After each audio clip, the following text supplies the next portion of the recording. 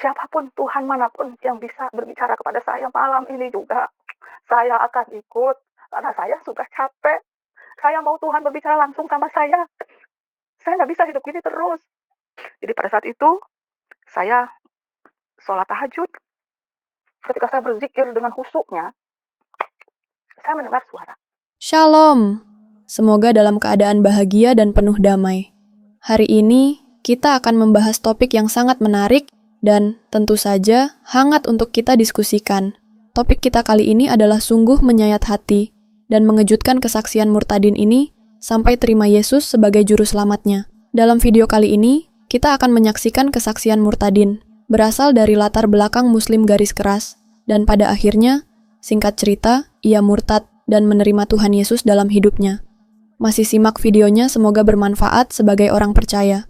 Ayo sambil mendengarkan kesaksiannya. Tuliskan pendapat kalian di kolom komentar. Tanpa berlama. Mari kita saksikan video ini. Saya mau mengucap syukur dan berterima kasih kepada Tuhan Yesus Kristus yang mana telah mengizinkan saya untuk berada di sini pada malam hari ini untuk membagikan bagaimana perjalanan hidup saya dulu sebelum mengenal Tuhan dan sekarang yang sudah berada di dalam Tuhan. Saya tidak akan berpanjang lebar lagi.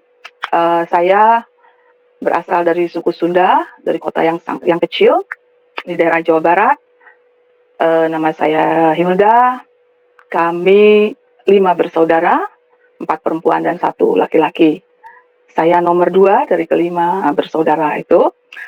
Latar belakang saya dulu Muslim, yang mana dulu saya tidak pernah tidak pernah mau tahu ajaran-ajaran atau agama-agama yang lain. Hanya Islamlah agama yang diridhoi oleh Allah dulu sebelum saya mengenal kebenaran. Jadi pada saat dulu pendidikan saya itu waktu saya kecil, saya masih ingat kami sekeluarga itu dididik dan diajar cukup keras oleh kedua orang tua kami. Jadi dari mulai belajar ngaji, sekolah agama, harus ikut puasa dari umur kami masih kecil-kecil lah, mungkin sekitar umur diajar untuk berpuasa untuk melawan nafsu menahan lapar dan sebagainya. Pada saat itu saya dan ketiga adik-adik saya guru ibu sendiri, keluarga saya sendiri, orang tua sendiri memanggil guru untuk ngaji datang ke rumah dan ya kami melakukan itu semua. Tapi saya sendiri pada saat itu ya hanya melakukan secara ritual karena saya sendiri pun tidak paham dan tidak mengerti karena semuanya itu di dalam bahasa Arab.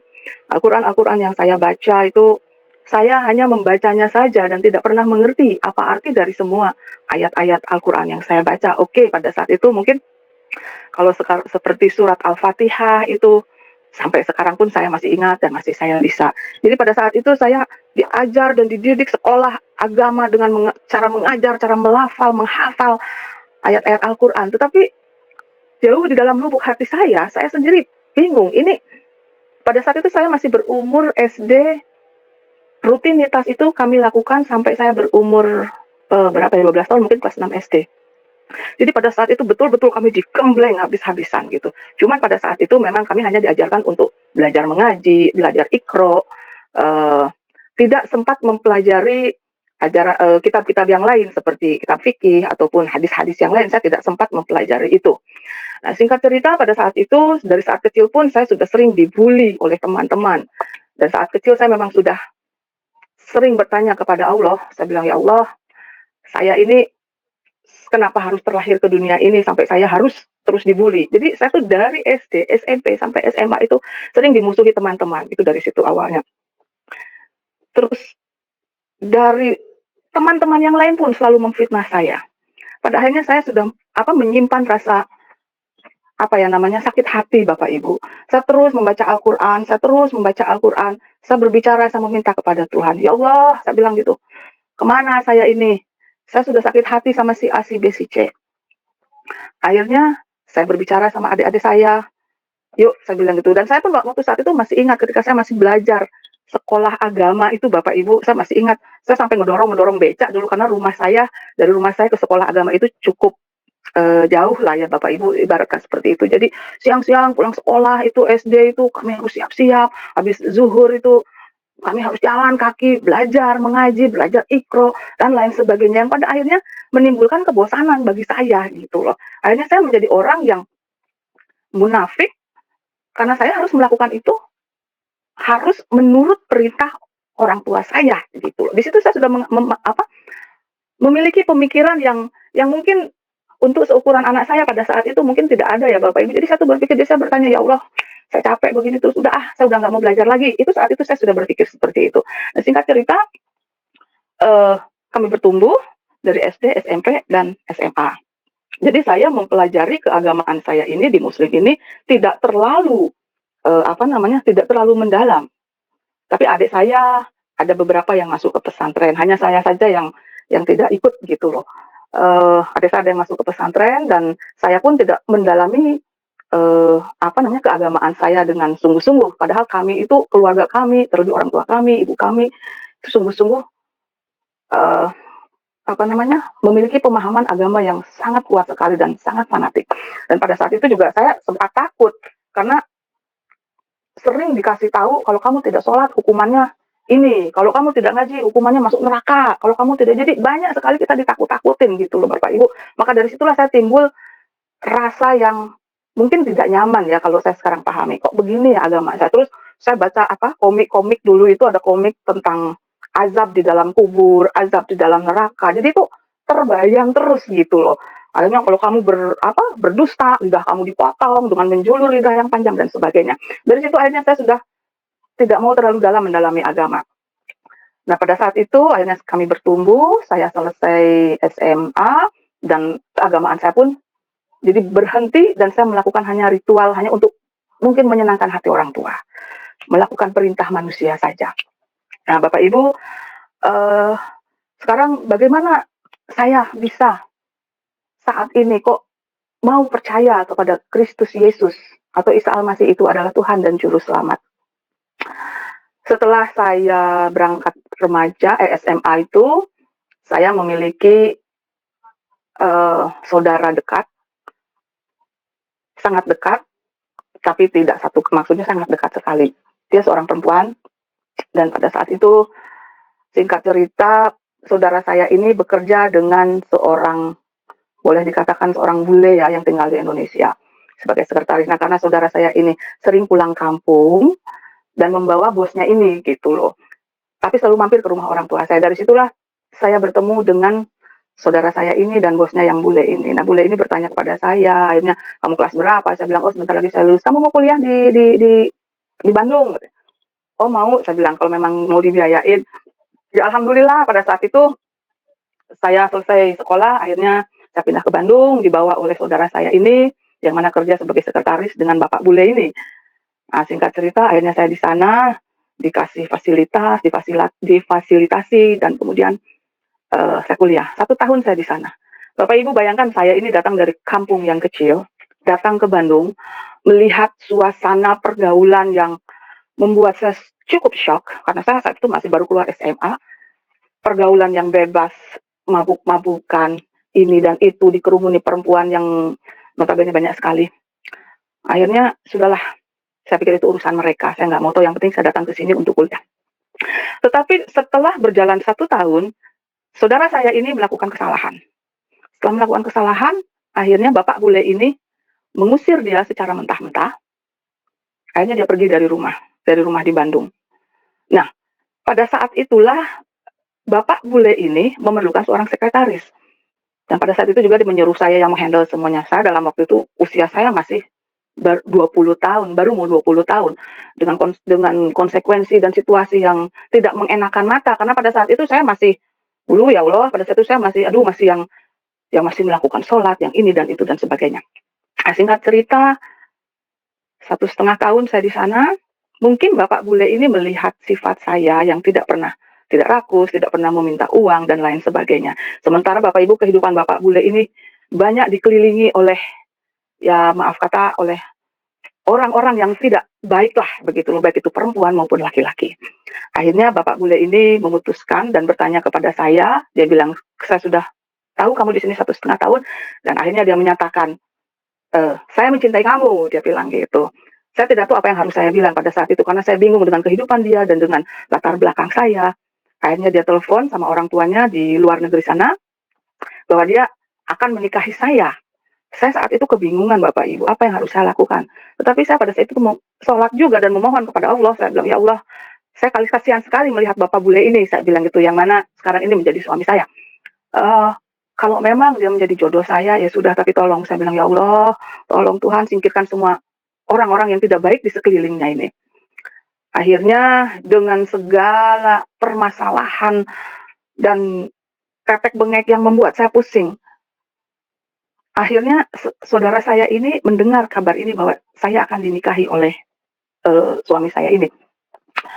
Singkat cerita, akhirnya dia datang dan membuat onar, mengadu domba dengan orang tua saya tidak menyetujui, sementara semua sudah disiapkan dan lain sebagainya. Saya sempat stres, saya sempat mau bunuh diri saat itu, saya sudah minum obat 2 hari sebelum pernikahan itu karena orang tua tidak kasih izin, tidak merestui, saya stres, saya minum obat, akhirnya saya dilarikan ke rumah sakit Advent dan orang tua akhirnya datang, alhamdulillah saya cuma minta, saya bilang, "Ibu, Bapak, tolong restuin saya, daripada saya begini, udahlah ini hidup saya." Akhirnya alhamdulillah pada saat itu orang tua saya merestui, terjadilah pernikahan itu. Singkat cerita 1 bulan kemudian Tuhan kasih, anugerah, saya mengandung dan kami pindah ke Belgia.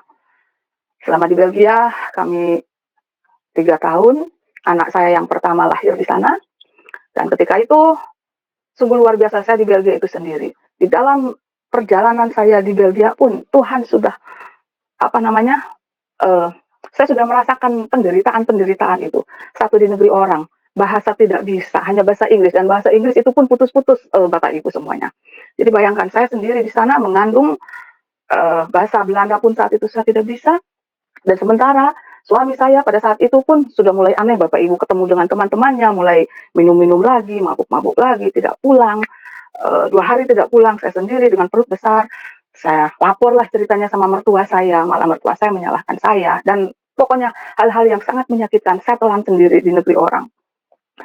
Akhirnya tiba saatnya saya melahirkan, saat melahirkan pun saya mengalami koma selama 2 hari, hampir 3 hari, itu pun saya tahu dari suami saya, karena pada saat itu saya demam hampir 41 derajat, 40,1. Dan untuk manusia itu kalau lebih dari 40 itu sudah game over. Alhamdulillah pada saat itu juga saya sadar dan saya melihat anak saya, alhamdulillah saya sudah sehat, kembali pulang ke rumah dan permasalahan tidak sampai di situ. Suami saya masih tetap minum, minum, minum, minum, pulang ke rumah, bawa teman-teman, bawa perempuan, dan lain sebagainya. Dan saat itu saya hanya bisa menangis kepada Tuhan, kepada Allah. Saya bilang, "Ya Allah, kok begini terus?" Saya bilang, "Nggak di Indonesia, nggak di sini. Apa salah saya?" Sampai saya menyalahkan diri sendiri terus. Saya bilang, "Ya Allah, kalau gini terus saya nggak kuat. Udah, saya minta cerai." Saya bilang gitu. Saya minta pulang. Anak saya sudah lahir umur 1,5 bulan. Saya minta pulang. Saya bilang sama mertua saya pulang saja. Mertua saya tidak kasih. Paspor saya disembunyikan semuanya. Akhirnya saya bertahan sampai 2,5 tahun, hampir 3 tahun. Pulanglah kembali ke Indonesia, kami pulang ke Bandung. Kami pulang ke Bandung, dapat selama 3 bulan di sana, Bapak Ibu. Nah, pada saat itu suami saya pun hanya sebulan di Bandung, pindah lagi ke Australia. Karena dia bilang, ayo kita pindah ke Australia. Kami pindah ke Australia. Selama di Australia pun berulah lagi Bapak Ibu Saudara. Anak saya yang kedua lahir di Australia. Pada saat hamil anak yang kedua, saya pun mencoba untuk bunuh diri Bapak Ibu. Rumah kami di Rainforest itu mungkin di daerah hutan lindung. Jadi pada saat itu saya sudah tidak kuat melihat suami saya yang hanya minum, minum, minum, minum, minum. Kalau sudah minum, namanya orang sudah minum Bapak Ibu, sudah tahu lah pasti itu kuasa-kuasa yang lain itu, iblis itu sudah menyerang gitu. Jadi kasar, sampai ada KDRT gitu. Tapi saya pendam semuanya itu sendiri. Saya tidak pernah berbicara sama keluarga saya. Pada saat itu pun si saudara perempuan saya itu tiba-tiba muncul di Australia. Saya sampai bingung, Tuhan ada apa ini? Ya Allah, kok dia lagi jalan? Saya sudah capek. Akhirnya saya berhenti. Akhirnya kembali kepada saya mau melakukan bunuh diri, mau loncat dari rumah saya itu karena rumah kami tingkat dan itu cukup dalam karena di bawah itu jurang. Alhamdulillah pada saat itu ada teman suami saya yang datang dari Melbourne dan dia yang tangkap saya. Kaki saya sudah menjulur Bapak Ibu di pagar itu. Saya sudah tidak tahan, saya sudah tidak kuat. Saya sendiri hamil besar. Yang anak yang kedua, kemudian anak saya yang pertama masih umur 18 bulan. Tapi ketika saya menoleh ke belakang, saya melihat anak saya yang pertama di belakang pintu menangis, memanggil, "Mah, Mah." Saya akhirnya ya udah saya mengurungkannya, saya tidak jadi lagi. Saya peluk anak saya. Akhirnya singkat cerita anak saya lahir yang kedua. karena kami menunggu mau tinggal di Australia sangat susah, kembalilah kami ke Bali. Bapak Ibu, saat ini saya tinggal di Bali. Kembalilah kami ke Bali pada tahun 96 awal, tahun 1996 awal. Saya ingin menyatakan bahwa di Bali inilah saya bertemu dengan Tuhan, Allah yang hidup. Jadi ketika kami kembali ke Bali pada tahun 1996, saya sungguh bahagia gitu. Aduh, alhamdulillah saya belum bisa tinggal di Indonesia lagi, bisa tinggal di Bali dan sebagainya. Tapi Bapak Ibu, hanya berjalan 3 bulan Bapak Ibu, suatu hari rumah saya ada yang mencet bel. Ketika saya buka, saudara perempuan saya ini muncul lagi di situ. Akhirnya saya, astagfirullah, ya Allah, saya bilang ini ada apa lagi? Kok dia lagi? Wah, ini sudah nggak beres, saya bilang. Saya kesal, tapi saya tidak bisa mengutarakan kesalahan saya. Dari semenjak saudara perempuan saya itu datang, Bapak Ibu, semua keuangan dia ambil alih. Saya istri sahnya sendiri tidak diperbolehkan meminta uang ataupun mengambil uang dari suami saya. Jadi apapun itu harus lewat saudara perempuan saya ini. Dari mulai situ, rumah tangga saya mulai kacau, Bapak Ibu. Sudah kacau, Mbak Lo. Dan suami saya pun sudah mulai minum, mabuk. Dan kalau sudah minum itu, Bapak Ibu, orang-orang di daerah tinggal saya sekarang ini di Bali, kalau menyebutkan nama saya dan suami saya, pasti banyak yang tahu. Jadi Bapak Ibu, suami saya ini, kami semua dahulu itu diberkati Tuhan dengan melimpah ruah. Saya bersyukur. Pada saat itu akhirnya saudara perempuan saya ini mengambil alih semua. Singkat cerita, saya dihasut. Suami saya pulang dengan bawa banyak orang-orang yang tidak benar ke rumah. Kasihan anak-anak melihat semuanya itu. Ada 5, 7, 8, sampai banyak orang lah di rumah gitu Bapak Ibu. Jadi saya bangun pagi itu, ya ampun, ya Allah, saya bilang ini kok begini lagi. Kok banyak sekali perempuan-perempuan di dalam rumah ini gitu. Jadi udah saya hanya bisa menangis. Terus akhirnya saya hanya minta sama Gusti Allah, ya Allah, saya nggak kuat, saya bilang gitu, saya nggak kuat, saya mendingan mati saja, saya bilang gitu. Akhirnya satu waktu saya menangkap basah saudara perempuan saya ini mengambil suami saya. Saya menangkap basah itu. Di situ saya tidak teriak, saya tidak apa, saya hanya bilang, astagfirullahaladzim, ya Allah, maaf, saya bilang gitu. Ketika saya masuk kamar, saya keluar, saya masuk ke kamar anak-anak saya. Saat itu di kamar mandi saya menangis. Saya bilang, ya Allah, ambil nyawa saya. Saya tidak kuat harus menanggung ini semua. Ambil nyawa saya, ya Allah, saya tidak kuat. Karena sudah ketangkep basah, saudara perempuan saya ini akhirnya yang keluar dari kamar saya, nyamperin saya ke kamar anak-anak saya, dia hanya bilang, maaf, bukan saya yang mau, tetapi suami kamu yang mau. Saya tidak menangis, saya hanya bilang, kalau kamu perempuan benar, dan kalau memang kamu mengaku bahwa saya ini adalah saudara dekat kamu, kenapa kamu tega sekali? Ya pokoknya bukan saya, suami kamu yang mau. Udah, saya bilang, nggak usah diterusin, udah selesai. Mulai dari situ Bapak Ibu, hidup saya sudah mulai kacau.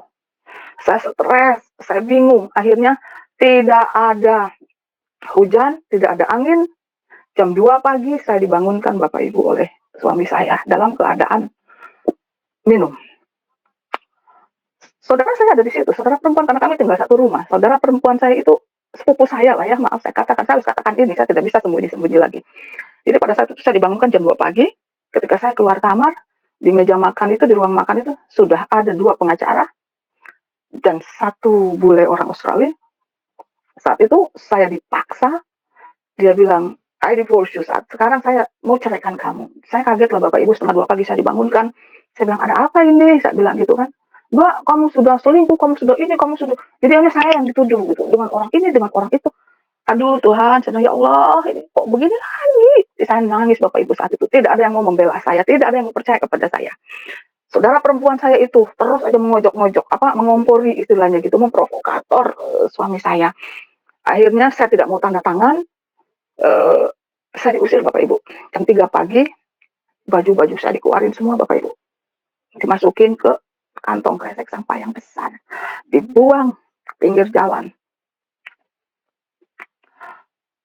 Saya tidak tahu harus pergi kemana. Saya mau bawa anak-anak. Suami saya bilang, jangan dibawa. Sepupu saya bilang, gak usah kamu bawa anak kamu pergi dari sini. Dengan bawa sakit hati, air mata yang mengalir, saya pergi meninggalkan rumah. Saya bingung mau kemana, jam 3 pagi saya diusir sama suami saya. Akhirnya saya pergi ke pantai di Sanur Bapak Ibu. Jam 3 pagi saya menangis di sana. Saya meminta pertolongan pada Gusti Allah. Saya bilang, ya Allah, kenapa hidup saya dari kecil selalu begini, sakit hati, sakit hati, sakit hati. Benci dan benci kepada orang-orang yang selalu menyakiti saya.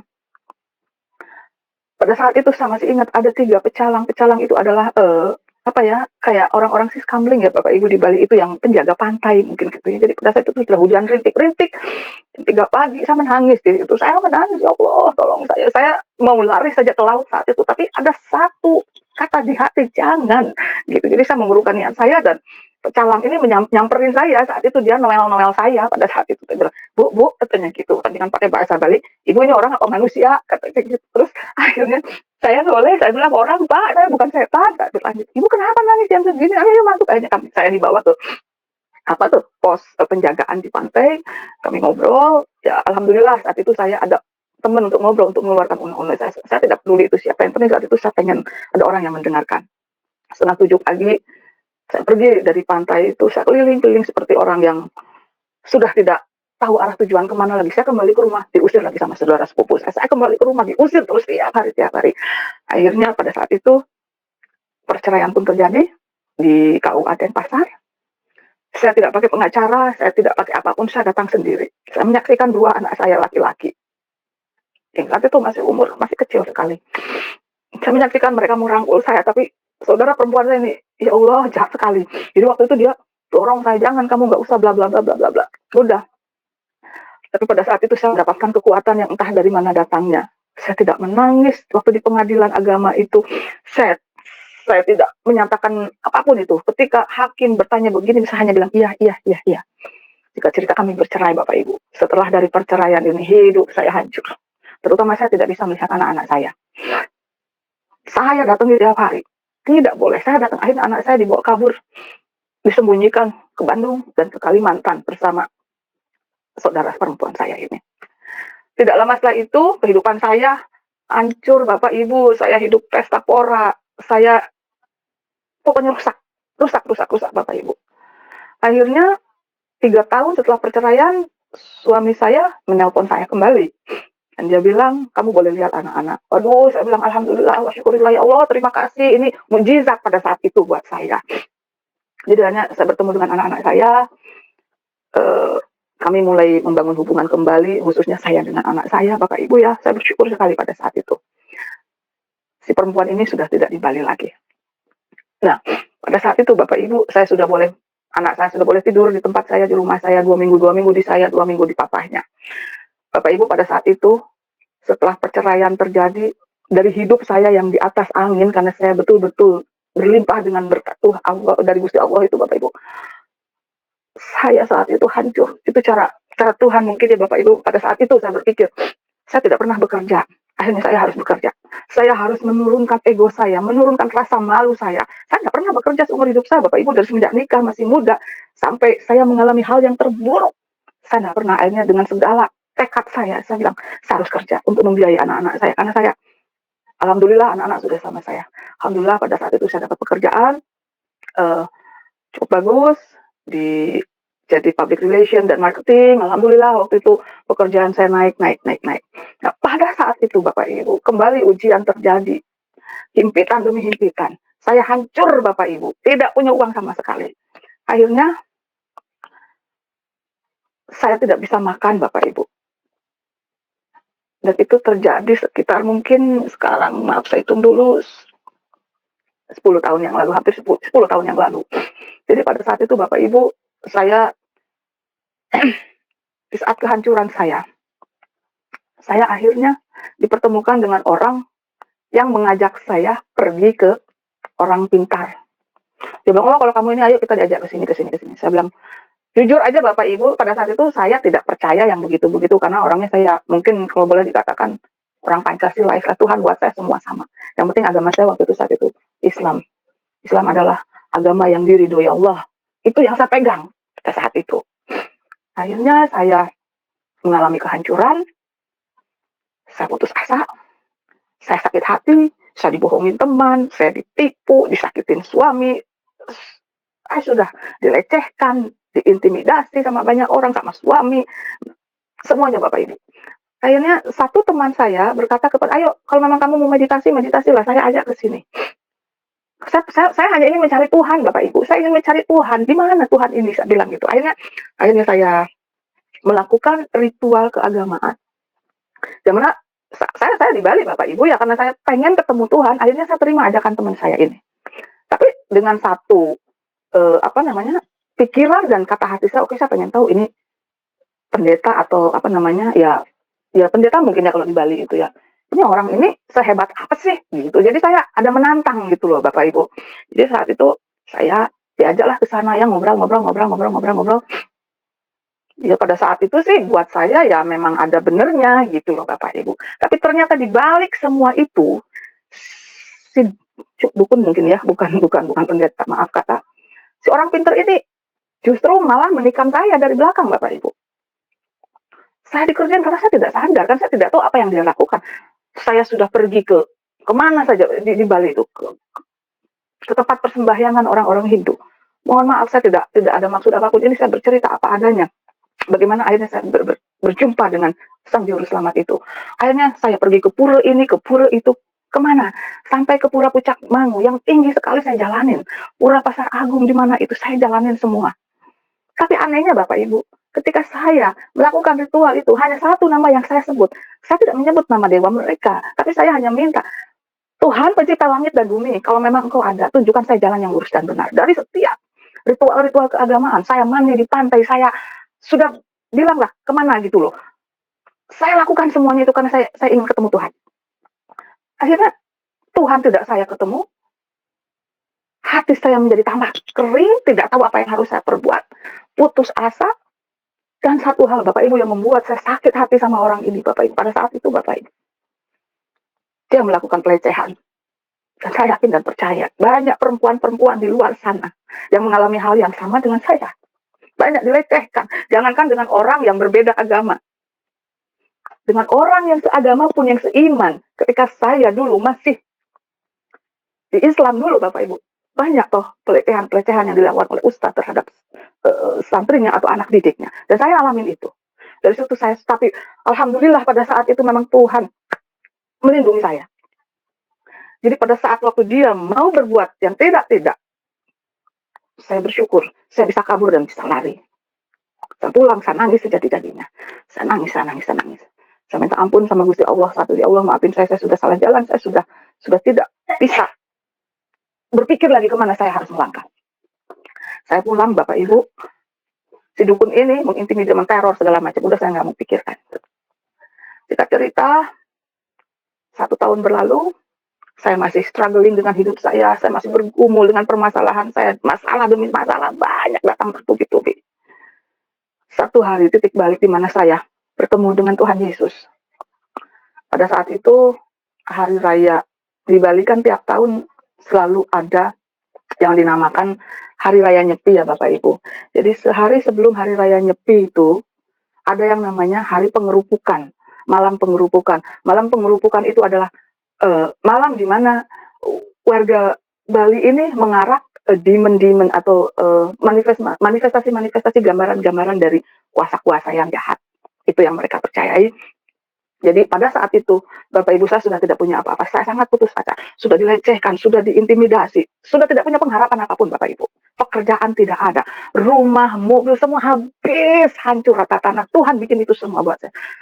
Jadi pada saat itu hanya satu harapan. Teman-teman saya semua saya telepon, saya hanya minta mau minjem uang gitu. Karena pada saat hari raya Nyepi, kita kan tidak boleh keluar ya Bapak Ibu, ya diam di rumah selama 1 kali 24 jam. Jadi pada saat malam pengerupukan itu, saya telepon teman-teman semua, baik yang meminjam uang pada saya dulu, saya hanya meminta tolong buat 1 malam aja, 1 hari aja. Mereka bilang, nggak ada duit, nggak ada uang. Oke lah, nggak masalah. Akhirnya saya berhasil telepon satu teman, dia sudah meninggal sekarang, dia orang Belanda, perempuan, dan sudah pensiun, sudah berumur waktu itu. Saya telepon dia, saya bilang, kamu di mana? Dia bilang, oh saya lagi mau nonton mengarak ogoh-ogoh ini, namanya ogoh-ogoh ya Bapak Ibu, untuk mengarak demon-demon ini gitu loh. Terus saya, oke, saya mau ketemu kamu, saya bilang gitu. Ya udah, ketemu aja di sini. Jadi pada saat itu rumah saya dengan jarak dia nonton waktu itu di jalan bypass Sanur ya Bapak Ibu di daerah Bali. Jadi rumah saya mungkin dari bypass Sanur, di depan McDonald Sanur itu sampai rumah saya itu di seberang KFC di sana mungkin ada sekitar 4 kilo lah. Kendaraan tidak punya, uang cuma ada 2.000 perak, telur nggak punya, beras, apapun itu saya nggak punya Bapak Ibu. Jadi saya jalan kaki Bapak Ibu. Saya jalan kaki. Saya sudah mulai marah sama Tuhan. Sambil jalan, saya bertanya, ya Allah, kenapa sih hidup saya ini begini terus? Kapan hidup saya ini enak? Kapan hidup saya ini bahagia? Hidup saya ini harus menderita, terus menderita. Dan saya menyimpan kemarahan dan kekecewaan. Akhirnya saya jalan. Sampailah saya ketemu dengan ibu bule ini yang sudah tua ini. Saya bercerita sama dia, saya bilang, sorry, kalau bisa bantu, saya minta tolong, kasih saya pinjam uang 50.000 saja. Karena saya harus kasih makan anak-anak saya buat hari raya Nyepi.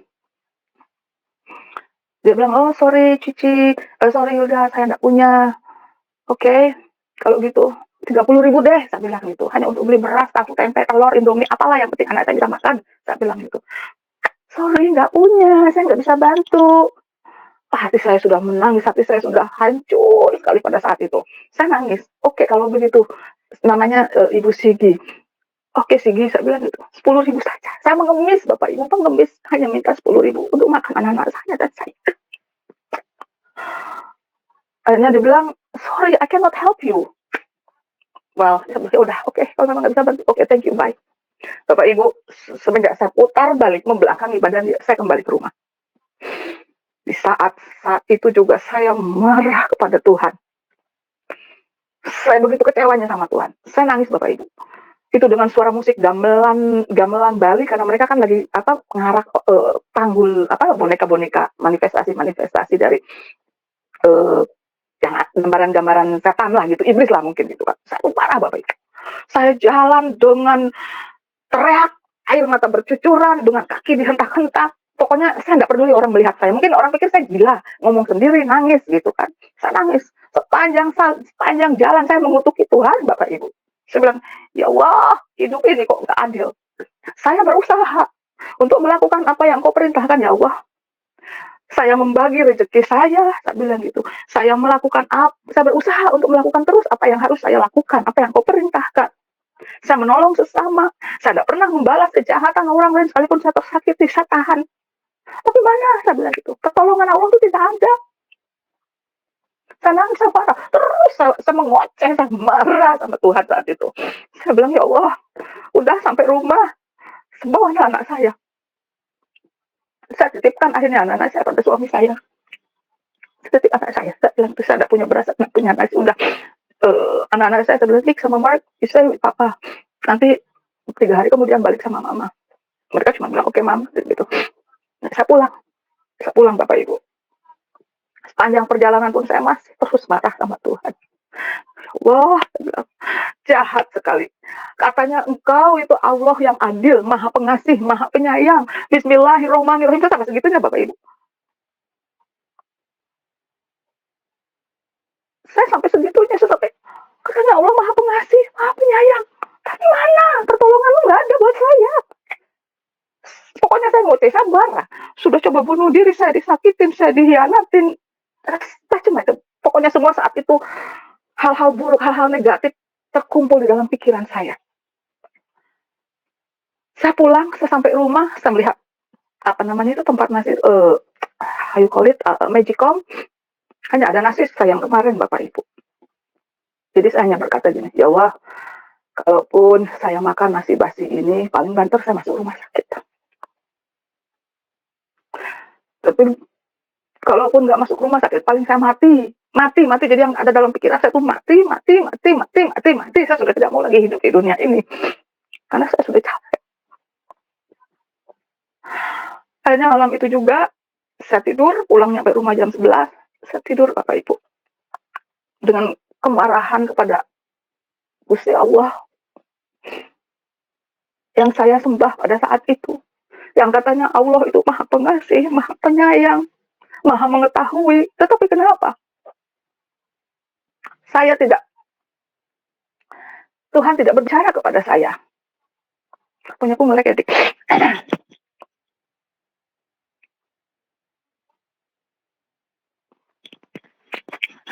Jadi pada saat itu Bapak Ibu, saya mengutuki Tuhan dan saya bilang, di perjalanan pulang itu, saya berkata, siapapun Tuhan yang bisa ngomong sama saya, mau dari Tuhan Kristen kek, mau dari Tuhan Buddha kek, karena Hindu sudah saya jalani, saya tidak bertemu.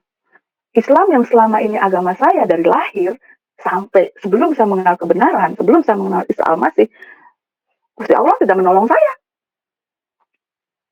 Jadi saya marah dan saya bilang, siapapun Tuhan manapun yang bisa berbicara kepada saya malam ini juga, saya akan ikut karena saya sudah capek. Saya mau Tuhan berbicara langsung sama saya. Saya nggak bisa hidup gini terus. Tolong saya. Saya bilang gitu, ya Allah, siapapun itu Tuhan, Tuhan yang bisa bicara sama saya. Itu di jalan ya Bapak Ibu ya, satu marah. Marah, marah, marah.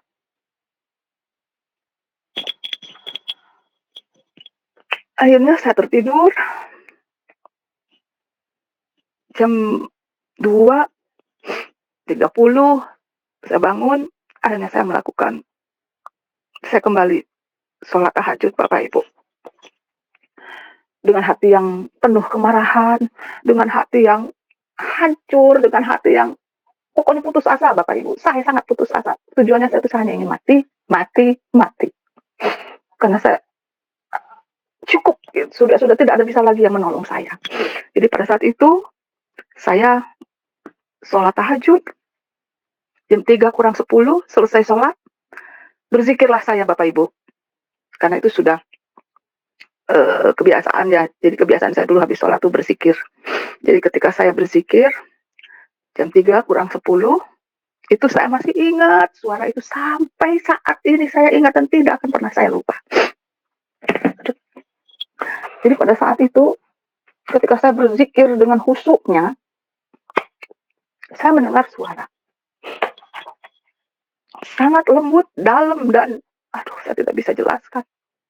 Pada saat itu saya mendengar satu suara yang berkata, carilah dahulu kerajaan Allah dan kebenarannya. Setelah itu akan kutambahkan kepadamu. Saya kaget Bapak Ibu.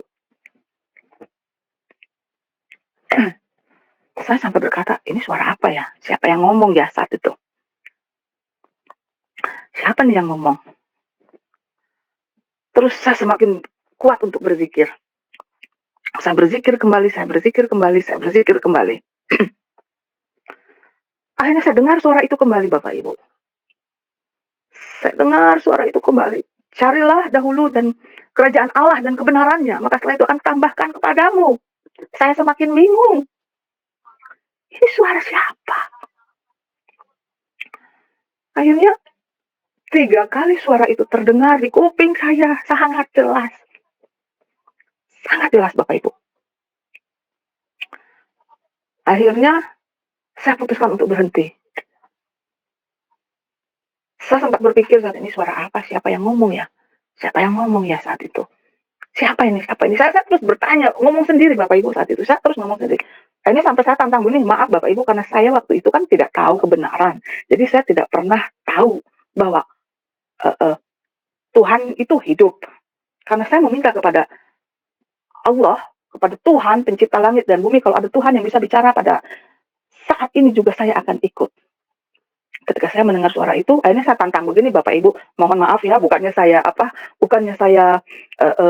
mau berlaku konyol atau apa, enggak. Jadi pada saat itu saya hanya dengar, setan tampakin muka lu, gue kagak takut.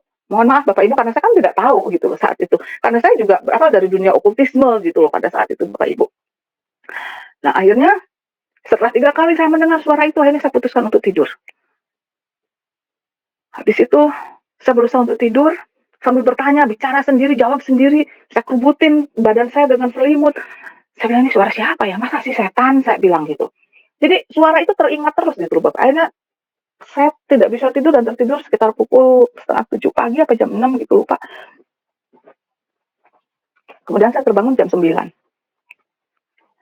Ketika bangun jam 9 Bapak Ibu, saya harus berkata, rasa sakit di dada ini yang dulu sungguh-sungguh membebani hidup saya, rasanya sepertinya itu seperti batu yang dipecahkan Tuhan, yang membuat hidup saya, wow, kayak I'm release, kayak tidak ada lagi beban yang menghimpit, yang menyakiti hati saya itu sudah saya tidak rasakan ketika bangun pagi jam 9 saat itu, Bapak Ibu. Akhirnya saya berpikir, ini suara apa ya? Saya bilang, saya masih tetap sholat. Akhirnya saya sholat duha, Bapak Ibu. Saya sholat duha itu yang dilakukan pada waktu sepertiga atau seperempat, saya lupa ya. Pokoknya antara jam 9 atau jam 10 gitulah. Gitu. Pagi ya, Bapak Ibu. Saya sholat duha. Setelah sholat duha, saya pun ya kembali berzikir. Tapi saya bertanya kembali, ya Allah, itu tadi suara siapa ya? Kok bicaranya seperti itu? Bahasanya saya nggak pernah kenal. Saya bilang gitu.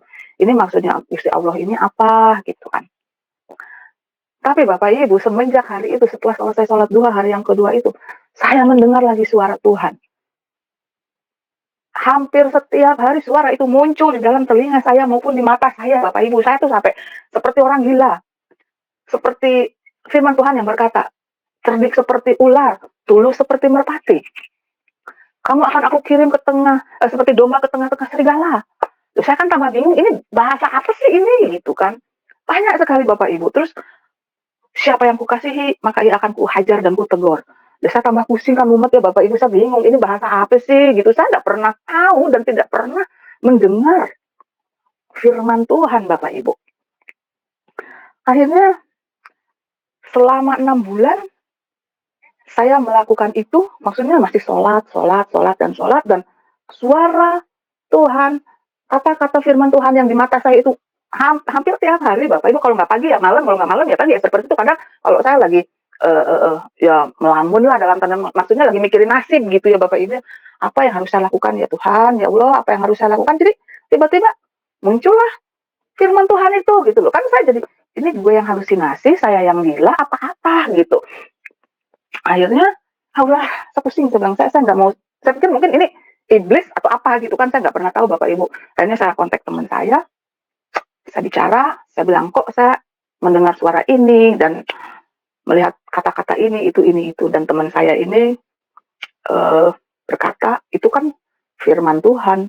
Saya bilang, firman Tuhan itu seperti apa? Saya bilang itu, kok firman Tuhan seperti apa, puisi, kiasan ya Bapak Ibu ya? Ya memang seperti itu adanya di Alkitab. Waduh, saya bilang itu Alkitab. Saya bilang gitu. Ya udah deh, nggak apa-apa deh gitu. Saya masih belum mau lihat Alkitab gitu kan. Nah, kembali saya bersolat tahajud Bapak Ibu. Sholat tahajud. Tiba-tiba ada satu kuasa yang merasuki saya. Teman saya ini ada di samping saya saat itu. Teman saya ini ada di samping saya. Dan pada saat itu saya memperagakan seperti lagi memegang tasbih ya Bapak Ibu ya, seperti begini. Ini kata teman saya, karena saya dirasuki kuasa roh yang entah itu siapa dan entah itu apa, saya nggak ngerti pokoknya. Tapi saya sadar, cuman saya tidak bisa saya tidak bisa menolak gitu Bapak Ibu. Hati kecil saya tuh, ini apa sih, cuman saya nggak bisa mengusir gitu saat itu. Jadi ketika saya melakukan seperti ini, seperti sedang bertasbih gitu. Teman saya bilang, tasbih bukan, saya geleng kepala. Apa dong gitu kan. Nah ketika itu teman saya rosario katanya gitu. Saya mengangguk. Nah bayangkan Bapak Ibu, jam 2:30 pagi nyari rosario kemana gitu kan. Nah, teman saya ini ya anak Tuhan lah gitu Bapak Ibu. 2:30 pagi kemana nyari rosario. Akhirnya ditelepon lah anaknya, tolong bawain rosario sama Alkitab. Selesai itu saya ngegubrak kembali, udah dan sadar gitu kan. Saya cerita, tadi saya apa ya, kok begini, teman, iya kok begini, ya nggak tahu. Nah datanglah teman anak saya bawa Alkitab dan rosario. Teman saya bilang, ini loh yang namanya Alkitab. Alkitab, aduh, saya bilang, astagfirullahaladzim, saya bilang gitu, aduh ya Allah, saya ini berdosa sekali, saya masuk neraka ini baca Alkitabnya orang Kristen, saya bilang gitu, tidak ada dalam sejarahnya keluarga saya, gitu loh, harus baca Alkitab. Aduh, na'udzubillah min dzalik, saya bilang, enggak, itu masih bergumul ya, Bapak Ibu, masih ngomong sendiri saat itu, karena saya tidak berani mengatakan itu di depan teman saya, jadi saya, enggak. Tapi teman saya meninggalkan Alkitab itu. Nah, ketika dia pulang, mulailah saya baca. Ketika saya mau baca Bapak Ibu ya, Alkitab itu, jadi ini Alkitab, saya megangnya pun seperti gemeteran. Saya bilang, astagfirullahaladzim, aduh ya Allah, saya sudah berdosa, ya Allah, ampuni saya, ya Allah, astagfirullahaladzim. Itu mau pegang tangan saya mundur lagi, mau pegang, mundur lagi, mau pegang, mundur lagi, terus saja seperti itu. Tapi akhirnya ada satu kekuatan yang mendorong saya, udah baca aja lah, kayak gitu. Toh nggak bakalan masuk neraka. Saya mikirnya gitu, karena apa? Saya baca Al-Quran pun, saya belum tentu masuk surga. Saya mikirnya gitu saat itu Bapak Ibu. Jadi udah, akhirnya dengan kata dengan kata Bismillahirrohmanirrohim. Ya Allah, ampuni dosa saya, Tuhan. Saya bilang, ampuni dosa saya, Tuhan. Ya Allah, saya mau membaca kitabnya orang kafir. Ampuni saya, ya Allah. Dah, bukalah saya. Saya baca pelan-pelan. Pada saat itu saya dikasih Alkitab Perjanjian Baru. Saya masih ingat Alkitabnya itu Alkitab Inggris Indonesia yang mana ya? Yang pokoknya warnanya biru. Aduh, sudah lecek sekali itu. Jadi ketika saya baca, saya terkejut dan terkaget-kaget. Suara yang saya dengar itu ternyata ada di Alkitab itu, Bapak Ibu. Saya ya Allah, saya bilang gitu. Ini kok ada di buku ini? Saya bilang gitu kan. Saya semakin penasaran. Saya baca lagi. Tapi saat itu saya baca masih ngacak ya Bapak Ibu, karena saya belum paham, saya tidak tahu. Semakin saya baca, loh. Ini kok semua perkataan-perkataan yang saya dengar, semuanya ada di kitab sucinya orang Kristen, saya bilang gitu. Ya akhirnya saya komunikasi kembali dengan teman saya. Teman saya bicara, inilah firman Tuhan. Bapak Ibu, tidak ada yang menginjili saya secara manusia, tidak ada Bapak Ibu. Jadi saya hanya meminta Tuhan, berdoa kepada Tuhan. Saya tidak tahu bagaimana cara berdoa. Jadi saya masih melakukan sholat, saya masih melakukan, kalau ngaji sudah enggak ya Bapak Ibu, saya hanya melakukan sholat saja. Sholat dan zikir pada saat itu. Sekalipun saya sudah membaca Alkitab. Nah, dari semenjak saya baca Alkitab ini Bapak Ibu, ada satu perasaan yang membuat hidup saya tuh, apa ya, ada damai. Yang tidak bisa saya gambarkan, tidak bisa pokoknya saya mengalami kedamaian. Tapi pada saat itu juga Bapak Ibu, proses Tuhan terus terjadi. Jadi setelah saya membaca Alkitab, saya mulai memanggil nama Tuhan Yesus. Jadi suatu hari saya sedang sholat Bapak Ibu ya. Setelah saya baca Alkitab ini selama mungkin 6 bulan ya. 6 bulan saya diproses. Baca Alkitab, proses. Jadi satu saat saya mau sholat nih Bapak Ibu. Saya mau sholat. Entah kenapa itu bacaan sholat tuh ngeblank. Jadi waktu itu sholat asar kalau nggak salah. Jadi ketika saya usolli fadzol asri arba rakaat mustaqbilati badana ila Allahu akbar. Diam saya. Apa ya Kak? Kok jadi lupa? Saya bilang gitu kan. Balikan dulu, udah saya minta ampun ya Allah, udah. Saya balikan sampai 5 kali, lupa terus. Akhirnya saya pikir, apaan sih ini kok jadi lupa ya? Saya bilang gitu. Saya duduk, akhirnya dari berdiri, akhirnya saya duduk. Saya duduk dengan memakai mukena saya berbicara, saya bilang, oke, sekarang saya memanggil Tuhan Yesus, saya tidak tahu apa yang sedang saya lakukan. Saya tidak mengerti apa rencanamu. Saya sudah memanggil nama Tuhan Yesus. Saya hanya minta. Dan saya pun bertanya, kenapa saya digiring menuju ke kekristenan gitu loh Bapak Ibu. Saya bertanya hari ini, jawabannya tidak langsung. Jawabannya itu 3 bulan kemudian, 6 bulan kemudian. Nah jadi pada saat itu, saya sudah lupa untuk melakukan sholat. Tidak ingat sama sekali, Bapak Ibu nggak ingat. Sungguh saya nggak ingat. Akhirnya saya ceritakan sama teman saya ini ketawa. Jadi lucu sekali. Saya bilang udahlah, beramat. Terkadang Bapak Ibu ya saya lagi sholat gitu. Saya berusaha lagi untuk sholat, masih sholat tetap. Jadi Bismillahirrahmanirrahim, sholli fardhu, mau asar kayak, mau subuh kayak, mau maghrib kayak, mau isya kayak gitu. Jadi selalu lupa. Akhirnya saya gini, ya Allah ampuni aku. Tuhan Yesus tolong saya. Saya bilang, saya tidak tahu lagi apa yang harus saya lakukan. Jadi akhirnya Bapak Ibu, saya melakukan sholat, tidak mengurangi rasa hormat saya kepada orang-orang yang masih beragama Muslim. Jadi pada saat itu, karena ini saya alami sendiri gitu. Jadi pada saat itu, ketika saya mengucapkan mau melakukan sholat, jadi saya bilang sholli fardhu, misalkan sholat isya gitu kan, sholli fardhu isya arba rakaat mustaqbil Allah akbar. Aduh, ampuni aku Tuhan Yesus, aku nggak bisa, aku nggak ngerti, tolong aku. Jadi hanya Bapak kami yang di surga, dikuduskanlah namamu. Jadi saya membaca doa Bapak kami, Bapak Ibu bayangkan. Kalau orang yang tidak paham itu pasti saya akan dicaci. Kamu tuh sholat memakai mukena, tetapi bacaanmu itu malah doa Bapak kami, apa yang sedang terjadi? Paling kan seperti itu ya Bapak Ibu. Jadi akhirnya perlahan saya mulai meninggalkan sholat. Di saat itu pun saya dibentuk melalui proses yang sungguh luar biasa. Ketika saya sudah mulai baca firman Tuhan, dan saya waktu itu belum tergerak untuk menyerahkan total hidup saya kepada Tuhan, kepada Isa Al-Masih. Jadi pada saat itu saya diproses karena latar belakang saya juga ada dari okultisme, ya karena tadi saya mengikuti ritual-ritual agama di Bali. Akhirnya satu waktu ada orang yang datang ke rumah dengan rumah Bu Hilda. Oh iya, saya bilang gitu. Bapak dari mana? Dan teman saya ini ada di sana saat itu. Jadi teman saya ini saksi hidup saya bagaimana Tuhan memproses saya dari manusia yang rusak sampai menjadi milik Tuhan gitu loh. Jadi pada saat itu ada orang yang sakit datang ke rumah, dia bilang, Ibu Hilda, iya dari mana? Oh ini ada ponakan saya datang dari Rote.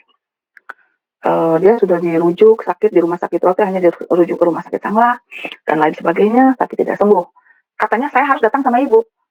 Saya bilang, ya ampun Tuhan Yesus, saya sudah mengatakan kata-kata itu Bapak Ibu ya. Jadi ya ini saya yakin dan percaya ini mungkin kuasa Roh Kudus sudah mulai bekerja. Jadi saya bilang, Bapak tahu saya dari mana bisa mengobatin? Saya tidak bisa berbuat apa, saya tidak bisa mengobatin Pak. Saya bermimpi, dia bilang gitu. Aduh, saya bilang gitu. Akhirnya saya bicara sama teman saya ini gimana ceritanya ya? Saya bilang gitu. Akhirnya, teman saya bilang, bukan kamu yang nyembuhin, Tuhan Yesus yang nyembuhin. Iya sih, benar. Saya bilang, tapi kan saya tuh nggak pernah ngobatin orang yang begini-begini. Saya bilang gitu. Terus akhirnya, ya udahlah, udah Bapak masuk aja, mana itu ponakannya? Saya bilang gitu.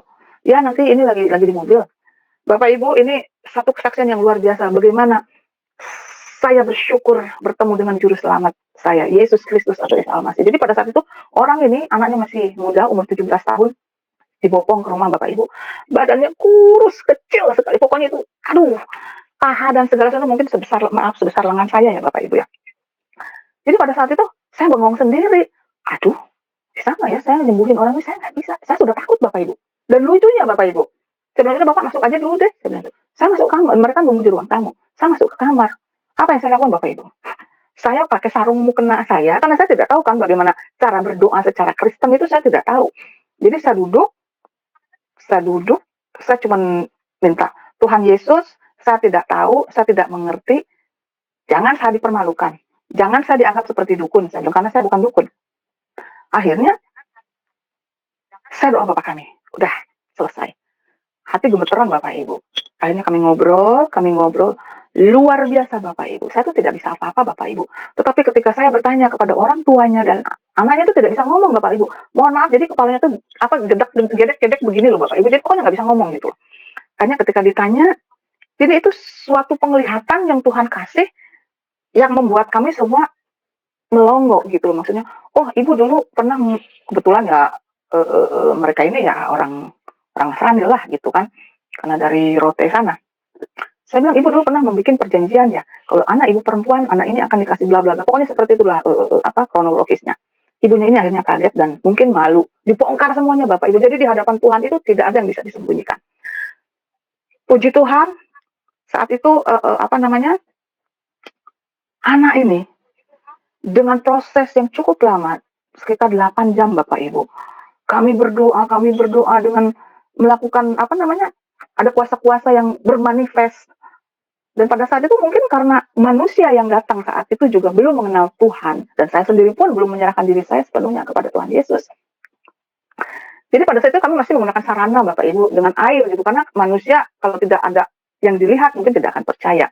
Dan jadi pada saat itu saya berdoa, mendoakan air itu dengan doa Bapak kami juga. Saya bilang minum terus kasih mandi. Belum mandi, terus hanya minum. Percaya apa tidak Bapak Ibu? Kuasa Tuhan dinyatakan saat itu juga. Saya sampai pukul-pukul. Nah, loh. Anak ini yang tadinya tidak bisa bicara. Anak ini yang tadinya nggak tahulah jiwanya di mana, nyawanya kemana, saya nggak tahu. Pokoknya tidak bisa ngomong, orangnya melongo, terus gini gitu.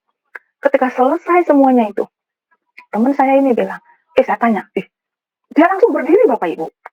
Dia langsung berdiri dan turun kan pada saat itu tempat mungkin kalau dibahasakan sekarang ini mungkin doa pelepasan mungkin ya Bapak Ibu, tapi karena saya tidak tahu saat itu, jadi kami bilangnya itu adalah, jadi bilangnya itu apa namanya, ya pengobatan lah gitu. Akhirnya singkat cerita anak ini sembuh Bapak Ibu, bisa bicara, bisa jalan. Pulanglah mereka. Saya tuh terbengong-bengong, ini kuasa apa ya? Saya bilang, kok ada yang begini? Saya bilang gitu.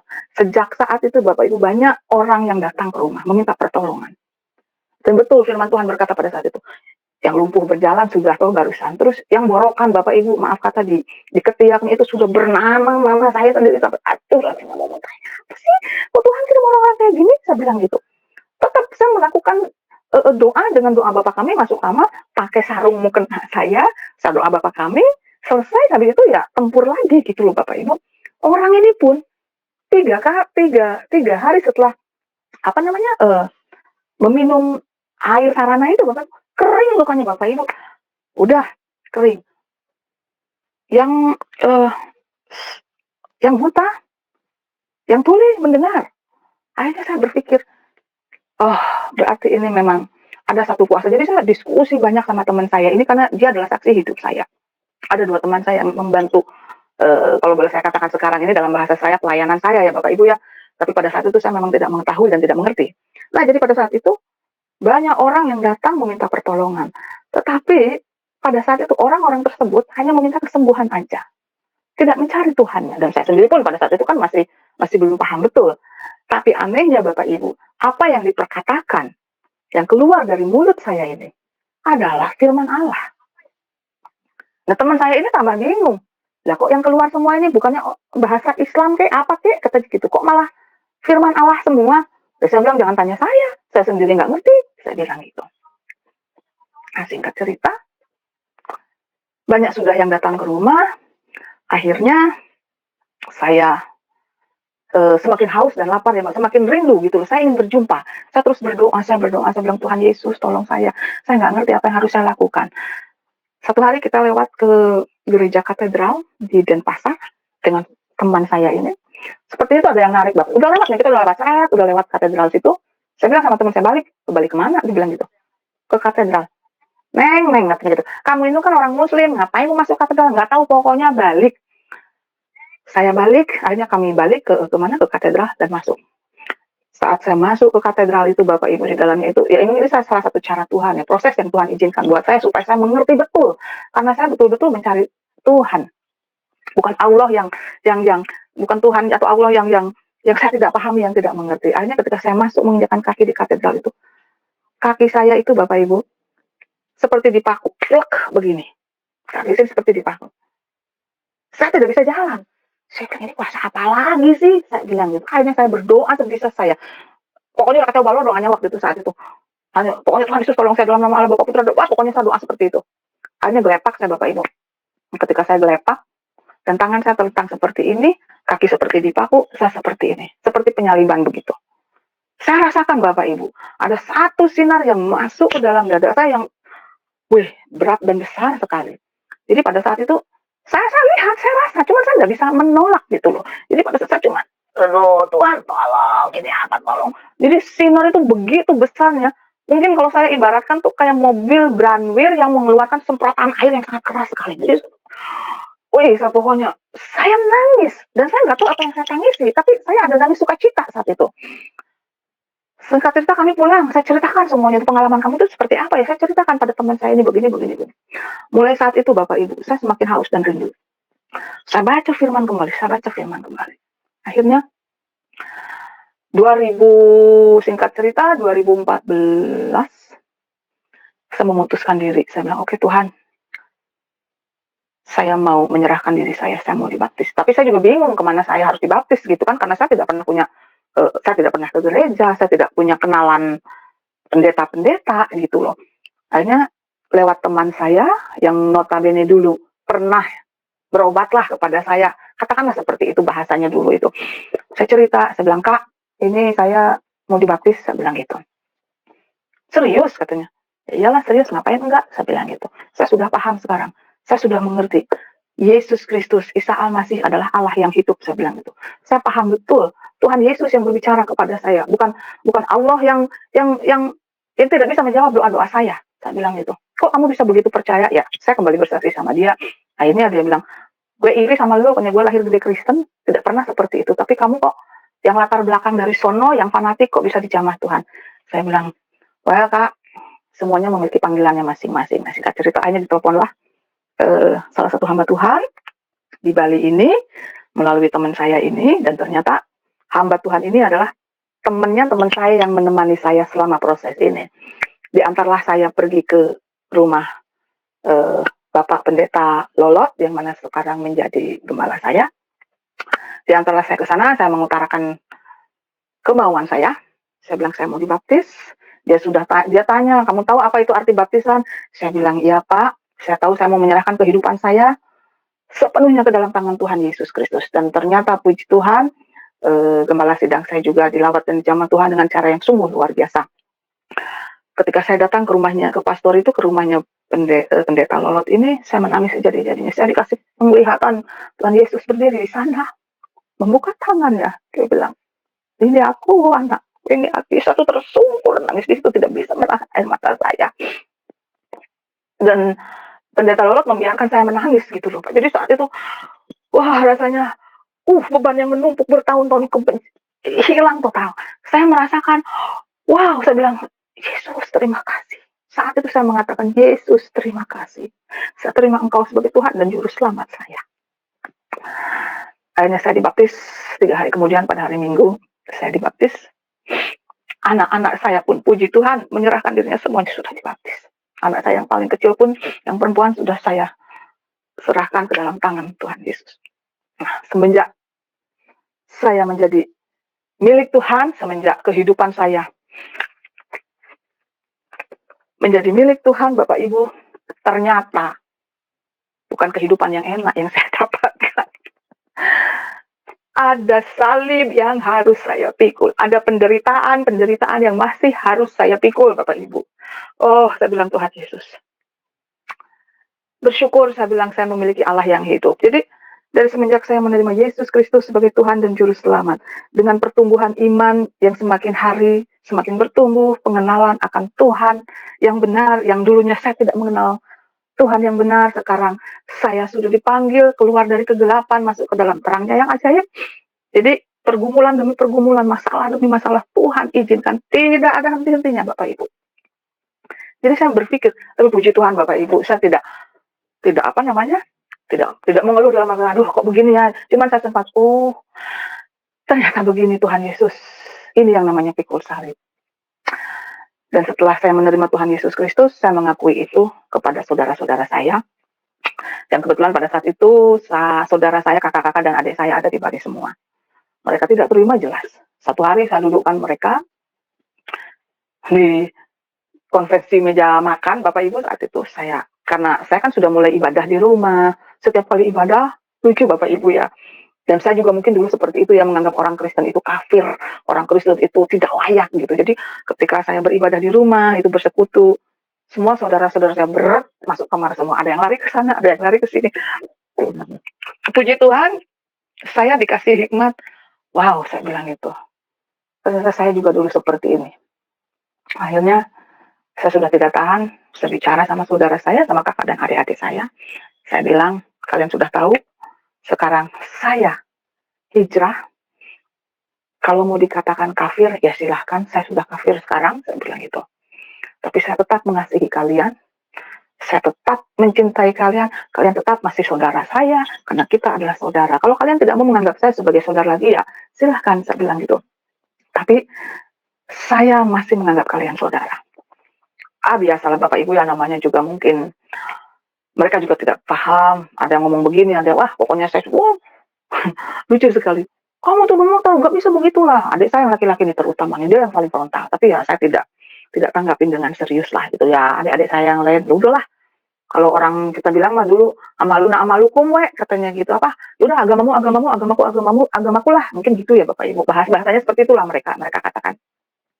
Jadi mulai sejak itu ya sudah, saya berusaha merubah cara berpikir saya menunjukkan sikap kasih saya kepada mereka, walaupun mereka membenci saya, walaupun mereka tidak terima dalam hatinya, tetapi apapun yang mereka perlukan, apapun yang mereka butuhkan dalam permasalahan apapun mereka punya, saya selalu ada gitu. Jadi saya ingin menyampaikan kepada mereka bahwa kasih di dalam Yesus Kristus itu tidak memandang siapapun. Banyak sekali pergumulan-pergumulan, pikul salib saya dari keluarga saya sendiri, Bapak Ibu. Karena saya sudah meminta kepada Tuhan Yesus, saya bilang, Tuhan Yesus, saya tahu dan saya percaya saya sudah dipanggil, dan seperti firman-Mu berkata, saya bilang, musuhmu adalah seisi rumahmu. Dan betul itu semua, Bapak Ibu. Saya alami itu. Firman Tuhan saya genapi hari lepas hari. Apapun itu firmannya, seperti ya sekarang saat ini keluarga saya menjadi musuh saya, tetapi saya harus mengampuni. Saya berusaha untuk melakukan itu, dan itu tidak gampang ya Bapak Ibu. Jadi saya terus memberikan teladan. Sampai keluarga saya itu membilang, kamu itu kok sabar banget sih? Kan saya tuh selalu ngomong gini ya, kamu tuh sabar banget katanya gitu. Apa namanya? Diginiin, digituin, ya mau diginiin, udah ajar aja, aku mau lawan, gitu. Bla bla bla. Saya cuma bilang dalam bahasa Sunda, kan baik, antepkeun, saya bilang gitu. Biarin, ntar aja Tuhan yang balas. Gak usah lah kita balas, saya bilang gitu. Jadi saya ini terkenal dengan kata kan baik dan biarin gitu Bapak Ibu di keluarga saya. Jadi saya ini paling sabar lah ceritanya begitu. Tapi semakin kesini, mereka akhirnya melihat bahwa kasih yang saya miliki adalah ya tidak bersyarat gitu. Jadi saya masih mengasihi mereka. Saya masih membuktikan bahwa saya ini masih sama seperti yang dahulu. Akhirnya saya bicara sama adik saya, perempuan paling terakhir. Saya bilang, saya pindah agama karena agama itu tidak menyelamatkan. Iman yang menyelamatkan, saya bilang gitu. Iman kepada Isa Al-Masih. Saya bilang, kalau kamu tidak percaya, bacalah Al-Quran, saya bilang gitu. Saya pun dulu sama, saya bilang sama adik saya pun dulu sama, saya tidak percaya Isa Al-Masih itu adalah Tuhan, saya bilang gitu. Tetapi ketika saya diizinkan Tuhan untuk bukan meneliti ya, maksudnya mempelajari lah Bapak Ibu ya. Jadi ketika saya menerima Alkitab, ini Al-Quran, saya baca, sungguh kaget saya Bapak Ibu. Ketika saya baca Al-Quran, misalkan di surat Al-Baqarah ayat yang keberapa, misalkan ayat yang surat Al-Baqarah mungkin ayat yang 7 atau mungkin di situ pas kan tentang kata betina ya. Tetapi ketika saya buka di halaman yang berikutnya, itu sudah lain cerita. Saya kan bingung ya, kok loncat-loncat gitu loh. Tapi ketika saya baca Alkitab, semuanya itu runut. Nah, saya jadi bingung akhirnya loh. Kok ini begini, ayat sudahlah. Akhirnya tetap saya buka Al-Quran karena supaya saya juga bisa belajar tentang kebenaran. Bukan untuk mencari kesalahan-kesalahan, tidak sama sekali. Tapi saya mau belajar juga gitu loh. Oh ternyata apa yang selama ini saya pahamin itu tidak benar gitu loh Bapak Ibu. Nah jadi setelah saya sekian sampai saat ini pun saya masih pikul salib. Adik saya semuanya, aduh Tuhan Yesus, saya sampai ya Tuhan, tolong saya Tuhan. Tapi Bapak Ibu, di dalam Tuhan itu sungguh luar biasa. Ada penghiburan dan pengharapan yang luar biasa. Penderitaan demi penderitaan yang Tuhan izinkan terjadi di dalam kehidupan saudara dan saya Bapak Ibu. Semuanya itu bukan tidak ada tanpa tujuan. Jadi saya di sini banyak sekali belajar Bapak Ibu. Banyak belajar tentang penghiburan yang datang dari Tuhan itu. Penghiburan yang datang dari Tuhan itu seringkali bagi saya pribadi ya Bapak Ibu, seringkali berbentuk dalam ketahanan di dalam pengharapan. Itu yang saya rasakan. Saat ini Bapak Ibu, salib yang saya harus pikul ini luar biasa. Keluarga saya, karena maaf saya tadi mau bicara bahwa saya meminta kepada Tuhan Yesus, Tuhan, setelah dipanggil, kalau mau selesaikan semua Tuhan Yesus. Saya bilang tuh, saya minta keluarga saya diselamatkan. Saya pegang janji Tuhan, satu orang bertobat seisi rumah diselamatkan. Dan saya imani itu, saya pegang itu. Tapi ya ini konsekuensinya. Di dalam Tuhan itu berat, kita harus pikul salib. Tetapi kita memiliki pengharapan. Di dalam pengharapan itu Bapak Ibu, aduh ketahanan, kekuatan yang Tuhan berikan itu luar biasa. Saya sendiri nggak bakalan sanggup Bapak Ibu. Saya nggak sanggup. Saya nggak sanggup. Tapi Tuhan Yesus telah memampukan saya. Pergumulan demi pergumulan saat ini, saya habis mengalami operasi jantung Bapak Ibu, hampir 2 tahun yang lalu. Saya sekali lagi ingin menegaskan bahwa Allah yang hidup adalah Yesus Kristus. Isa Al-Masih Allah yang hidup. Saya tidak bisa pungkirin lagi itu. Saya sudah menerimanya sebagai Tuhan dan Juru Selamat saya. Ketika saya mengalami operasi Bapak Ibu, karena jantung saya ini di dalam satu tubuh ini detak jantungnya ada 2. Yang satu terlalu lemah sehingga Kan saya sering pingsan dulu Bapak Ibu. Ketika saya pingsan itu saya sudah tidak bisa bangun lagi. Nggak bisa. Jadi kalau Bapak Ibu tahu di rumah sakit itu kan ada alat rekam detak jantungnya. Tut, tut, tut, seperti itu. Nah kalau saya pingsan tuh pernah tut, tut, tut, apa namanya, rata ya, garis itu. Itu beberapa kali saya alami. Akhirnya saya pergi ke Jakarta, diantar oleh salah satu hamba Tuhan. Puji Tuhan, banyak yang menolong saya. Tuhan Yesus luar biasa. Hanya diantar oleh salah satu hamba Tuhan yang luar biasa. Kami pergi ke rumah sakit. Aduh, di mana namanya? Di Cikini, ya lupa, rumah sakit Cikini. PPG, rumah sakit Kristen itu apa? Itulah pokoknya di situ. Dokter ini, puji Tuhan, dia anak Tuhan juga, dia sampai bertanya, Ibu pada saat, Neng pada saat ini, Neng ada di mana? Katanya gitu. Saya hanya tersenyum saja. Akhirnya saya putuskan untuk melakukan operasi, karena kalau tidak dioperasi, saya saat setir mobil, saya tiba-tiba pingsan Bapak Ibu. Dan saya bersyukur kepada Tuhan Yesus. Anak saya yang paling kecil ini, yang perempuan ini, umur waktu 7-8 tahun, ya 7-8 tahun tuh sering saat ikut saya di mobil. Jadi ketika saya nyetir mobil tuh saya sungguh-sungguh pingsan Bapak Ibu. Saya merasakan karena sering pingsannya, jadi saya sudah punya alert, sudah punya warning gitu.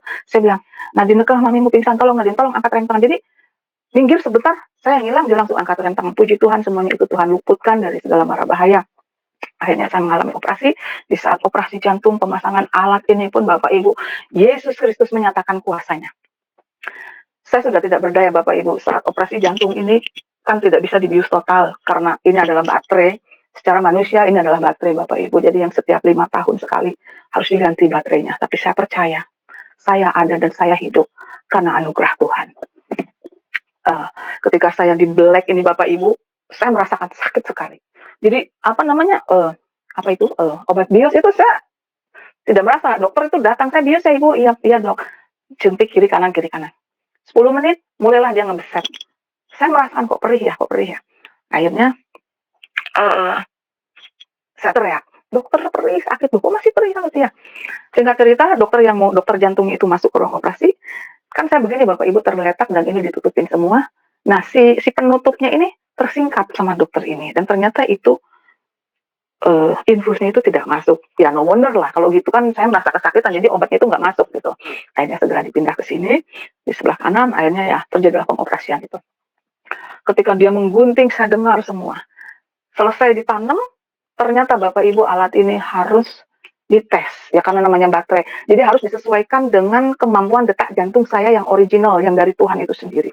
Saya merasakan bagaimana orang yang namanya disetrum itu seperti itu Bapak Ibu. Tidak enak. Aduh Yesus, saya memanggil nama Yesus. Ketika Ibu, saya coba ya, apanya dok? Saya bilang, ya ini alatnya. Saya pikir alatnya dicoba tuh mau diapain, ternyata sih kayak disetrum gitu. Saya maksudnya lagi enak, jantung tidak apa-apa gitu, biarpun dalam tahap setengah sadar. Kayak disetrum gitu pokoknya, aduh gak enak banget. Saya bilang, Yesus tolong, aduh dokter tolong. Terus aja sebentar Ibu, sebentar lagi.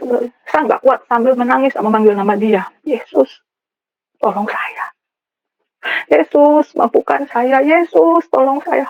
Saat itu juga Bapak Ibu, saya melihat Tuhan Yesus yang tergeletak ketika setelah penyaliban dengan wajah yang berlumuran darah. Jangan takut, tapi dia hanya tergeletak begini dan berbicara kepada saya. Selama sampai detik ini kamu masih bernafas. Itu semua karena kemurahanku. Maju terus. Anakku, saya menangis. Saya tidak bisa ngomong apa, saya hanya bilang, makasih Yesus, ini air mata di sini sudah basah Bapak Ibu.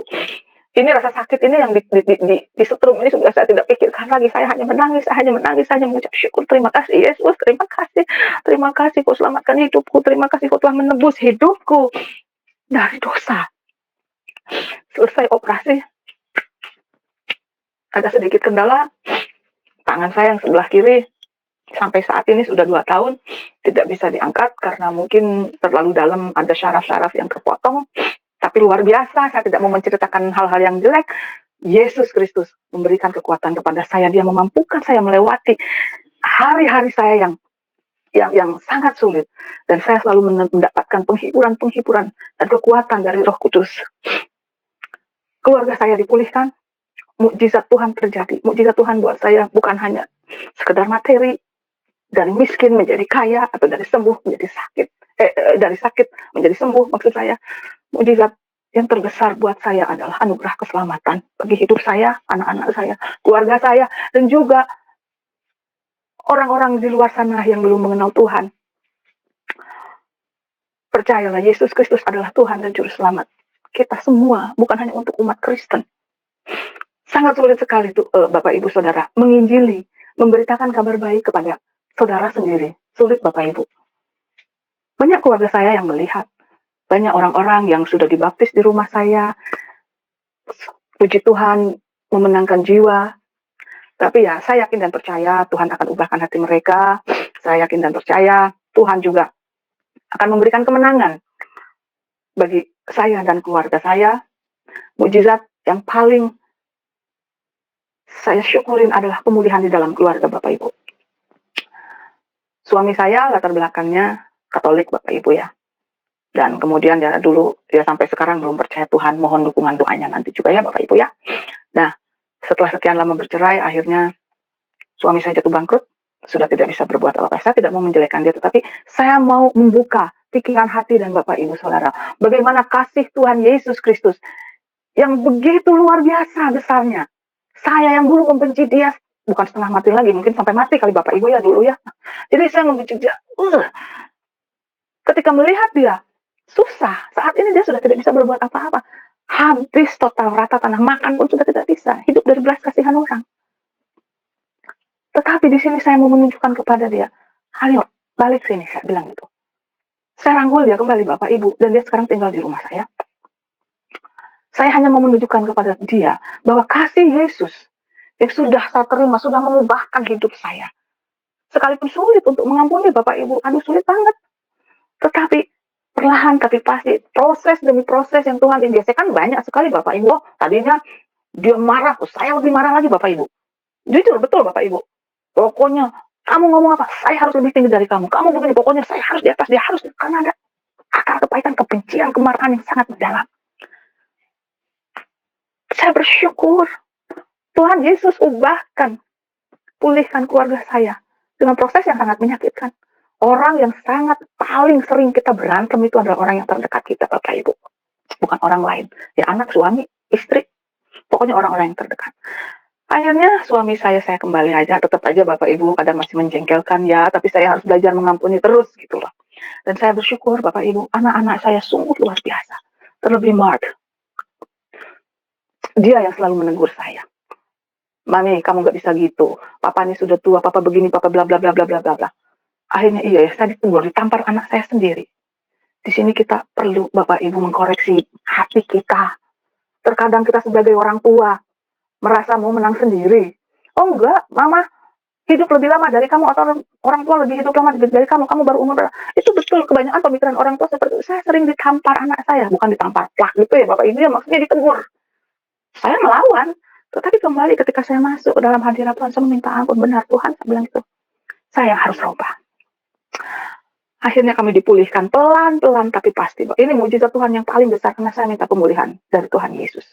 Keluarga saya yang sudah hancur, anak-anak saya yang broken home, sekarang sedang Tuhan pulihkan. Tuhan sedang merendah kehidupan keluarga kami kembali, sehingga menjadi keluarga yang utuh, keluarga yang sungguh-sungguh diberkati Tuhan, keluarga yang sungguh-sungguh menjadi contoh dan teladan bagi semua. Yang rusak sekalipun Tuhan bisa betulkan, asal kita mau menerima Dia dan mau merendahkan hati di hadapannya. Saat ini suami saya baru mengalami operasi kanker, ada 2 kanker sekaligus dioperasi, 3 sebenarnya. Puji Tuhan, Tuhan sudah selamatkan dia, dan ini juga salah satu cara Tuhan untuk membuat dia ada pertobatan. Saya yang tadinya marah, ketika saya melihat dia terkapar di rumah sakit, mau masuk ruang operasi, saya sempat membisikkan kata kepada dia, Papa, Jesus loves you. Endless love, saya bilang. Dia mencintai, mengasihi kamu tak terbatas. Akhirnya dia melihat kepada saya, dia tersenyum. Ya. Bapak Ibu, itu ada satu kelegaan yang sangat luar biasa. Kasih Tuhan sudah merubah kehidupan saya, kebencian saya itu sudah hilang Bapak Ibu. Saya bisa mengasihi kembali, sekalipun terkadang saya masih kesal gitu Bapak Ibu. Ya saya juga masih memiliki daging lah Bapak Ibu. Nggak inilah gitu. Tapi ketika dia mengatakan, ya. Wih, rasanya saya disiram air Air yang sangat dingin sekali. Tanpa terasa air mata saya menetes. Saya sampai berkata, kok bisa saya menangis buat dia? Saya bilang gitu. Saya menunggu, akhirnya dia koma 2 hari. Karena operasi yang cukup panjang, dokter bilang, ibu bapak tidak bisa bangun sampai besok pagi. Saya menangis bapak ibu. Saya tidak malu mengatakan ini, karena itu jujur saya sudah memiliki kasih itu, saya harus mengampuni.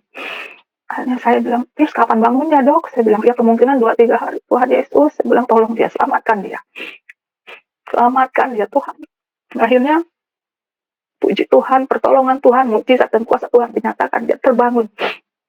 Luar biasa. Orang yang mengalami operasi 3 sekaligus. Ketika dia bangun, dia tersenyum dengan muka baby face-nya, dia minta foto sama anaknya. Mas, telepon papa mau lihat. Akhirnya, dikasih lihat, dikirim sama saya fotonya, mama papa sudah bangun. Saya bilang puji Tuhan.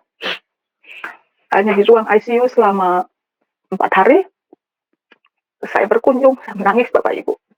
Ini suatu kemenangan buat dia. Dia bilang, kamu nangis buat saya. Saya bilang, iya, karena saya mengasihi kamu. Dan Yesus mengasihi lebih dari apa yang sudah saya punya. Saya bilang, siap. Jadi bapak ibu, Tuhan Yesus sungguh luar biasa. Saya sudah berjanji pada diri saya sendiri. Saya bilang, sekalipun saya mengalami kelemahan tubuh, jantung saya, sakit saya, dari hormon tiroid, autoimun, grave disease di mata saya, tubuh saya ini penuh dengan kelemahan-kelemahan tubuh, Bapak Ibu, sakit penyakit. Tetapi saya mengucap syukur kepada Tuhan. Dia selalu memampukan saya. Tuhan berkatakan, cukuplah kasih karuniaku bagimu, itu yang saya syukurin, betapa baiknya Tuhan Yesus. Betapa baiknya Tuhan Yesus mempertahankan hidup saya dan saudara, supaya kita mengalami nanti kehidupan yang kekal. Betapa baiknya Tuhan Yesus. Saya sudah diubahkan. Dari saya yang hidup di dalam kegelapan, sekarang saya sudah menjadi kepunyaan miliknya. Hidup yang penuh dengan kebencian, hidup yang penuh dengan akar kepahitan, dendam, semuanya itu sekarang sudah dihapuskan oleh cinta kasih Yesus. Bapak Ibu yang terkasih di dalam Tuhan, mari kita sama-sama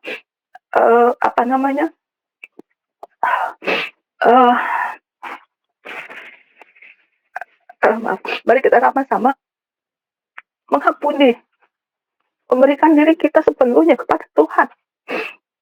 Melakukan pertobatan yang sesungguhnya memang tidak mudah, Bapak Ibu. Mengampuni tidak mudah. Menguliti daging sendiri, sangkal diri tidak mudah. Tapi itu yang dikehendaki Allah.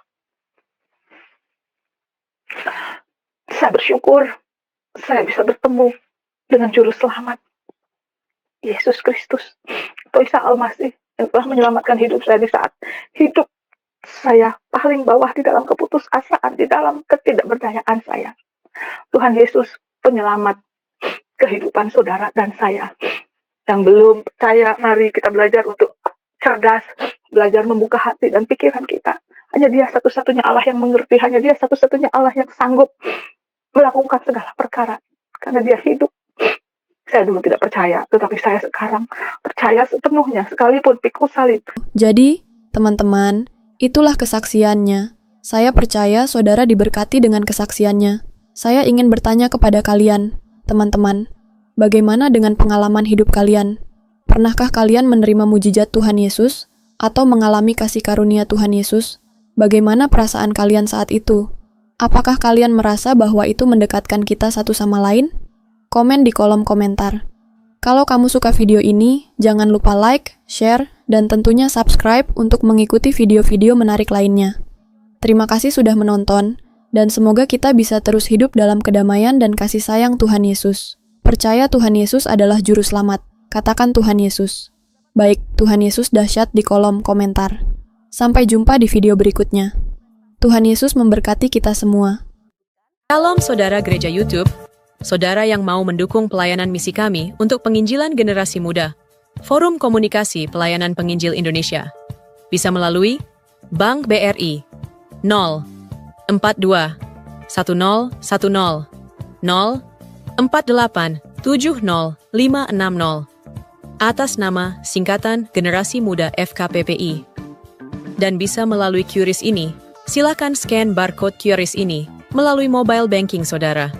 Tujuan dari pelayanan misi ini adalah untuk menjangkau banyak jiwa di pelosok-pelosok desa yang rindu untuk mendengarkan firman Tuhan dan untuk kegiatan hamba Tuhan yang menjalani penginjilan ke desa-desa untuk bisa terus mengabarkan kabar baik di seluruh tanah Indonesia. Selain melalui media sosial YouTube, kita tetap terus bisa menyuarakan kabar baik secara offline. Boleh melalui rekening ini dan bisa melalui Kris Mobile Banking ini. Dengan cara scan barcode Kris ini di mobile banking saudara Sabahat Gereja YouTube. Dan untuk mendukung di rumah pelayanan yayasan kami, bisa mendukung melalui rekening yayasan atas nama Yayasan Cipta Pelita Kasih di Bank Rakyat Indonesia atau BRI. Dan bisa melalui QRIS ini, silakan scan barcode QRIS ini melalui mobile banking saudara. Dukung pelayanan kami di semua sektor. Dengan ini sebagaimana untuk membiayai tempat tinggal yayasan, listrik, air, dan juga peralatan pengajaran pendalaman Alkitab dan Murtadin. Seberapapun itu sangat berguna bagi pelayanan gereja YouTube, biarlah terus kita hidup dan berdampak menyuarakan dan memuliakan nama Tuhan Yesus, dan pastinya malaikat sorga bersorak-sorai karena banyak yang mengaku bahwa Yesus adalah Juru Selamat. Terima kasih Tuhan Yesus, memberkati saudara, gereja YouTube semua.